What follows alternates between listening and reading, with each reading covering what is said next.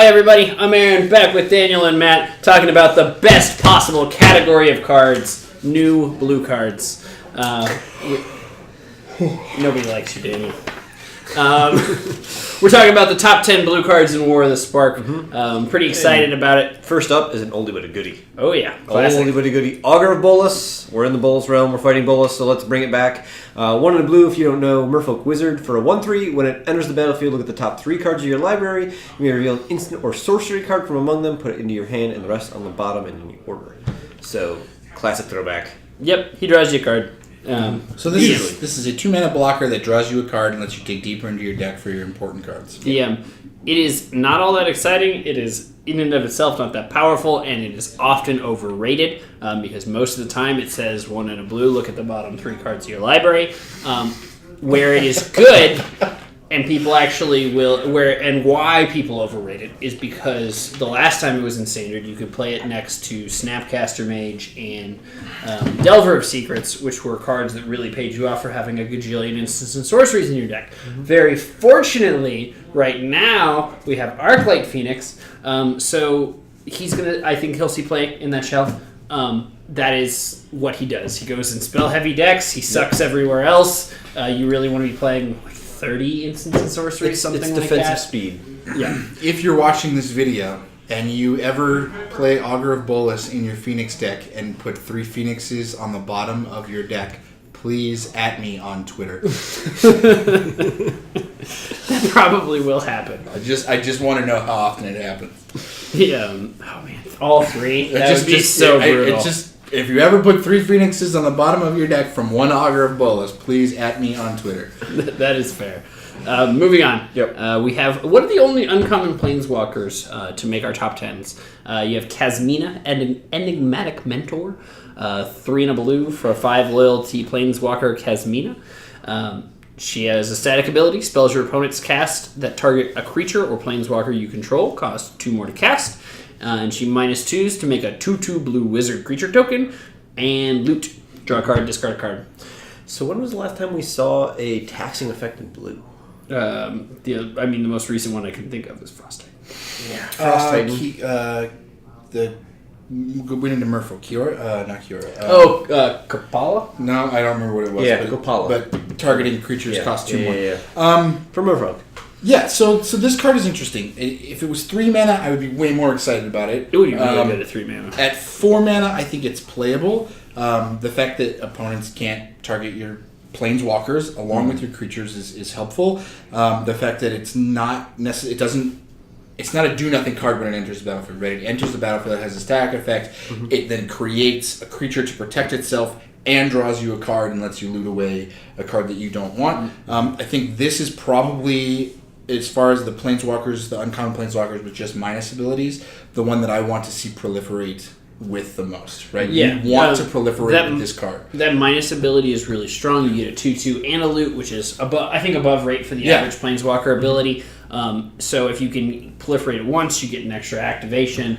And that's a whole other 2/2. And 3 2/2s and 3 loots for 4 mana would be a really good deal. Yeah, right, absolutely. And it protects a lot of your other creatures and it protects your whole, basically your whole field. Protects all your creatures, all the other Planeswalkers you're going to be playing. So speaking of proliferate, it protects this one. Number 8, super excited. For Flux Channeler, 2 in a blue, human wizard, 2/2. Whenever you cast a non-creature spell, proliferate. Very simple, very straight to the point. Straightforward. Every instant and sorcery and artifact and enchantment that you cast, and Planeswalker that you cast. That, I think, is the big thing. It is not instant and sorcery. It's non-creature, so it triggers off your artifacts. It triggers off your Planeswalkers. And in blue, I really think that Planeswalkers are the thing. So it doesn't hit the Planeswalker that you're casting. So if you cast a Planeswalker, that Planeswalker has not entered the battlefield yet when this trigger goes on the stack, so you can get to proliferate for that one. But, with Kasmina, the card we just talked about, that gets you your extra activation. And you're casting more spells on top of that. Well, and with Proliferate, you're looking to do 2 things. You're either looking to get a bunch more activations, or you're looking to ult quickly. And with such a easy to trigger thing, I think you will probably find places that you are going to power out an ult to win the game. I think that's totally possible with this card. Absolutely. You can get 4, 5, 6 proliferates easily. You can put counters on Steamkin to create mana, to cast more spells. Don't give mad ideas. I was already thinking I before know. you said it. Number 7. Mole Drifter. Wait. Basically, commence the very end game. Instant 4 blue. Can't be countered. Uncounterable Mole Drifter. Draw 2 cards, then amass X, where X is the number of cards in your hand. So, not quite a Mole Drifter. Potentially better than a Mole Drifter, but 6 mana, no alteration to cast the so cost. it's always 6 mana, but it is instant speed, which I like. So It can't be countered, so it's something that you can cast on your opponent's end step. Right. And it creates a creature, and at minimum it creates a 2/2. And in a blue deck where you are holding up a 6 mana instant for your opponent's end step, if you only make a 2/2 with this, I will be floored. I think you are making 4, 5, 5. I mean, that's I'm pretty just consistent. saying 6 mana. Oh yeah, draw 2 it's cards, very make a important to 2/2. look at the base rate. That's your base rate. 6 mana, draw 2 cards, make a 2/2. Very important. Yep. Yeah. And I think that's pretty solid. Yeah. I think. I wish it drew you a few more cards, but it's also an instant or sorcery, so you can do things like get it back with the final or the finale of promise. You can. It's interesting. Subsequent copies of this card then would amass onto the already amassed creature, so you're growing a creature that's already on. Or if you it's still happen on to there. already have an amassed creature, it's just making that creature bigger. So it's definitely the floor is 6 mana for a 2/2, draw 2 cards, but the ceiling is wide open. Yeah. Maybe this is your top end and makes your Zombie Blossom token a 6/6, so you can finally gain some life off it. Yeah. Crunch and gain the life back. I like it. Got to shout out one of the best art in the set. Oh, yeah. Way to go, Noah Bradley. Not that that's surprising or anything, but great art. Number 6 is Jace, Wielder of Mysteries. 1 and 3 blue for a legendary Planeswalker Jace. It starts with 4 loyalty. If you would draw a card while your library has no cards in it, you win the game. +1, target player puts the top 2 cards of their library into their graveyard, draw a card, so Thought Scour. And -8, draw 7 cards. Then if your library has no cards in it, you win the game.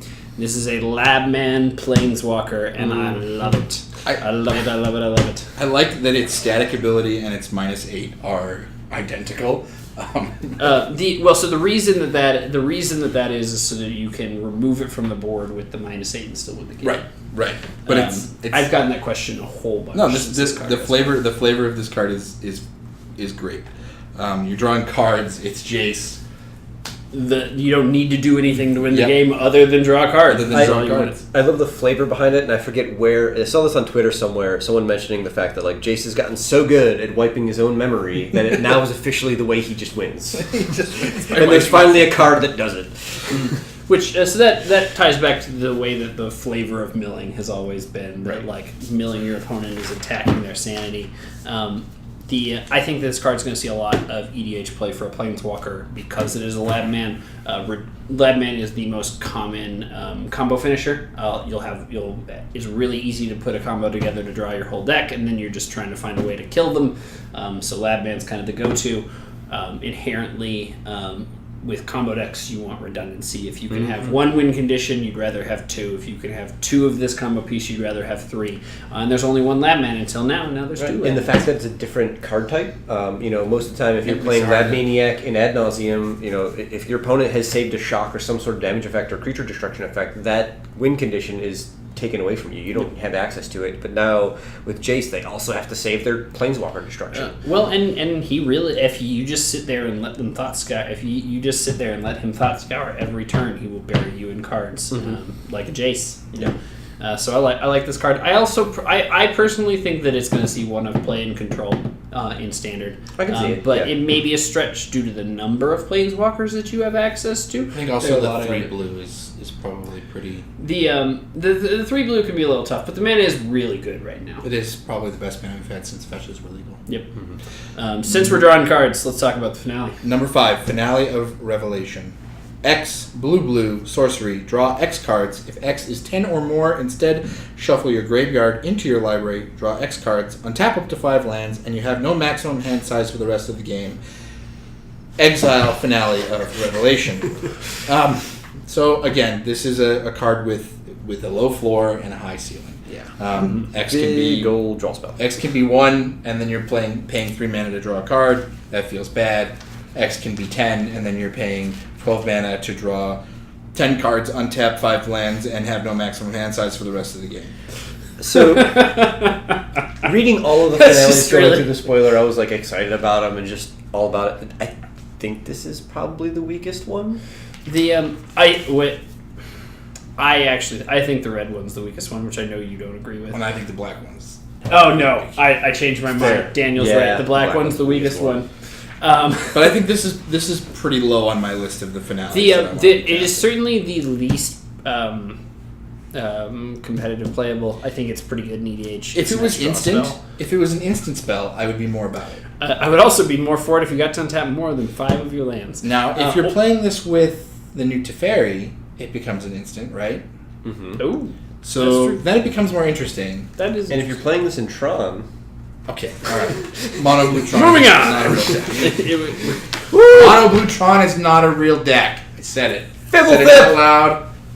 We found him. What was that? Fibblethip. That's not the name of this card. It's Fibblethip. No, it's not. Fibblethip. That's his name. His name is The Lost. There's debate on this, and I'm not convinced which way it goes, and I'm waiting to actually read from the official people, and I don't think that's the way it is. I'm gonna go every time I say his name. Okay, that's fine. Well, I want to say Fibblethip. So Aaron's going to spin on his opponents and get disqualified. And I don't cast cards in person. I only play online Magic. I'm gonna Regardless, spit all over my computer. Blue finally got their Visionary. So 1 in a blue. Yep. Legendary creature Homunculus. It's a 1/1. When Fibblethip the Lost enters the battlefield, draw a card.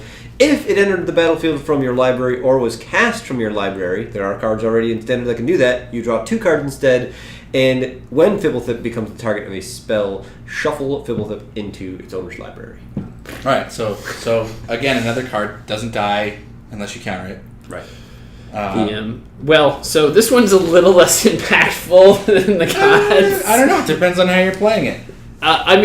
No. It's a 2-mana 1/1. Drawing cards is good. I think this card is great.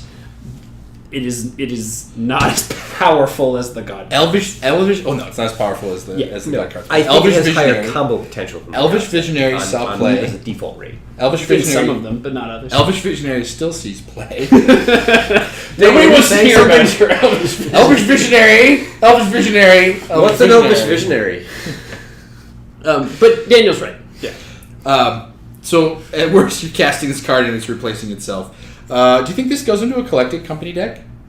Do you want to hit this off of collected company to draw 2 cards? I played Elvish Visionary in my collected company deck in Standard, and this is better, right? Yeah. Yeah. Because Standard you're always now, drawing a card. Throw this one away with Vanifar. I will be very surprised Go get it with Vanifar, if too. Vanifar is a deck in Standard. But if it is a deck in Standard, you will absolutely have so you I've lost to it a few times. So you could make Arena. You could make a experimental frenzy. like deck. I said, real deck. You can make an experimental frenzy deck with this, and then That's gas. is coming into play and drawing you 2 cards, but you can't cast the cards that you're drawing. However, with So you Bolas' can cast Citadel, off Bolas' Citadel. Oh, Bolas' Citadel. Very interesting. Very interesting. Number 3. I'm excited about number 3. All right. Spark Double. 3 in a blue. Creature. Illusion. 0/0. Doesn't matter. dead. You may have Spark Double enter the battlefield as a copy of a creature or planeswalker you control, except it enters with an additional +1/+1 counter if it's a creature. If it enters with an additional loyalty counter on it if it's a planeswalker, and it isn't legendary if that permanent is legendary. Blue gets text too. Blue has always had text. You get to copy your planeswalkers. Mm-hmm. Yes. And they get additional loyal counters. See, all I want to do is untap 4 lands in my end step, and this lets me do that. So you get to copy your Teferi, have 2 Teferis on the board, And draw 3 and cards draw a turn. 3 cards a turn. You can use this to copy Jace Cunning Castaway. Jace Cunning Castaway. It comes in with an additional counter. You plus, and then the next turn you get to ultimate the Spark Double Jace Cunning Castaway and make 2 new Jace Cunning Castaways. Spark Doubles? You make 2 new Spark Doubles because it's no. But they're Jace Cunning Castaways. Are they Jace Cunning Castaways? I'm pretty sure they're Jace Cunning Much Castaways. like if you have Jace Cunning Castaway copy. Oh wait, no. If you use Jace Cunning Castaway's ability with Bolus. All right. Well, Okay, so this card is not going to see we play talked with about Jace that in the Cunning gold. Cast. We talked about that. But in it's the so gold. much fun. We gotta talk about it again. The I do think that there is a pretty similar card to this that saw standard play. Clever Impersonator. Clever Impersonator copied any permanent, but the thing that you were almost every time you're casting a creature or a planeswalker, and that's where you got your additional value is copying a planeswalker. And I think you're going to play this, copy a planeswalker, and kill their planeswalker with it a lot of the time. I think this card's really good. Yeah, no, the additional loyalty counter is great. The fact that it doesn't suffer from the legendary rule, so you can copy, I don't know, a red god and have 2 boar gods on the board, or whatever. Yeah. You could copy a Massacre Girl with it and have a Massacre Girl that lives because it's a 5/5. This is your way to get around a lot of stuff. It's interesting. You gotta be careful with those Massacre Girls though, because the first Massacre Girl is going to Also, hurt the other Massacre Girl. we and talked- the second Massacre Girl is going to hurt the first Massacre. We talked about this in a previous video, but this is the way that you make a second Amass creature. Because this copies Right. it and enters with a +1/+1 counter. So you can Spark Double your Amass creature. You can do and it. comes in as a 0/0, but then it gets a 1/1 counter. Moving forward off of weird stuff that you can do with Spark Double, and there's going to be a lot of it, and you're going to see a lot of it. There because is I'm going to do other a lot. weird There is stuff. also weird stuff you can do with God Eternal Kefnet. So God Eternal Kefnet, 2 blue for a 4/5 legendary creature zombie god with flying. You may reveal the first card you draw each turn as you draw it. Whenever you reveal an instant or sorcery card this way, copy that spell. You may copy that card and you may cast the copy. That copy costs 2 less to cast. So you're still going to draw the card. You're going to get an opportunity to put a copy of that card on the stack. And the first thing I thought of when I saw this card is you get to take infinite turns with Time Warp and Skull Wreck. Yeah. So basically, God Eternal Kefnet works miracles. Yep. So it's copying that spell. It's giving you a copy of that spell. The spell still goes into your hand, and now you get a discounted copy of that spell. Yep. So the thing And I it's like, a 4-mana 4/4. there's a couple of things that I like about this card. It's one, it says you may reveal the first card you draw each turn. So if you opt on your opponent's turn, you get to then copy the spell that you are drawing with opt. So you can actually use this. Scry. Right. So you actually get to use this twice if you're playing instant speed draw spells. It says that you may reveal the card. Right. A lot of cards that reveal cards off the top of your deck, not recently but in the past, have suffered from the fact that your opponent knows what's coming. Right. So if this, Particularly in blue, that's very punishing because you don't So- want to reveal your counter yeah, spells. you don't want to reveal a counterspell. You don't want to because you're not going to reveal a counterspell off of this because you're not going to copy a counterspell because I assume you have to cast it during your draw step. This is not a card that stays in exile that you can cast later. But in that opt scenario, Yeah, no, it's a trigger. Right. When you reveal it, You don't want to that's your reveal a opportunity. land because if you've got no cards in hand, you certainly don't want to reveal that you're drawing a land and then draw it. If you have no cards in hand and you don't want to reveal that you're drawing a card that would actually be worth copying because you don't want them to know that it's... So there's a lot of play to that. But no, I think my favorite part about it is the fact that you get to do this on your opponent's turn with cards like Opt or basically anything that draws you a card. The first card you draw. So if you cast Glimmer's Not Legal, what's the... Chemist's Insight. Chemist's Insight. The first card that you're going to draw, you can then choose to copy and cast for 2 less mana. That's actually pretty awesome because for the 4 mana you would normally cast a Chemist's Insight. You untap, you draw it, you draw 2 cards on. Yeah. And imagine if the first card you draw is another Chemist's Insight. Yeah, exactly. Winning. Exactly. So there's a lot of interplay in this card, and I like those deep lines that show up. Well, and then of I- course it has the can't be killed or exiled that goes back into the library. Weirdly, So- for a blue card, I actually think that the body is the most relevant bit.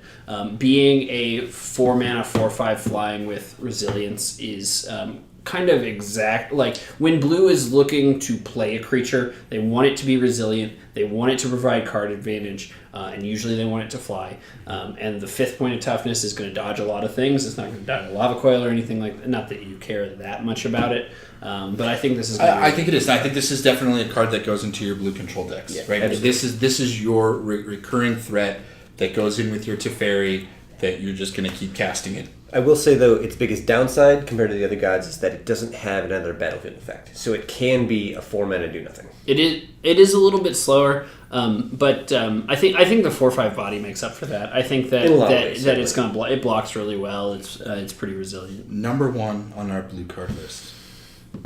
I think this card's overhyped, so I'm going to let one of you guys read it. Narset's Reversal. Blue, instant. Copy target instant or sorcery spell, then return it to its owner's hand. You may choose new targets for the copy. So, why do you think this card is overhyped? And then I will go into the reasons why I think that you're wrong. Yeah, well, see, I don't have to provide a reason for why, because the hype is too.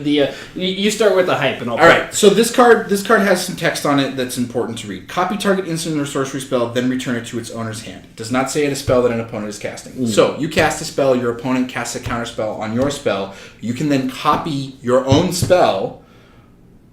You get to choose new targets, and you get the spell back. So, that's Chemist's Insight, you get to cast Chemist's Insight, and you still get Chemist's Insight, and they've wasted a counter spell.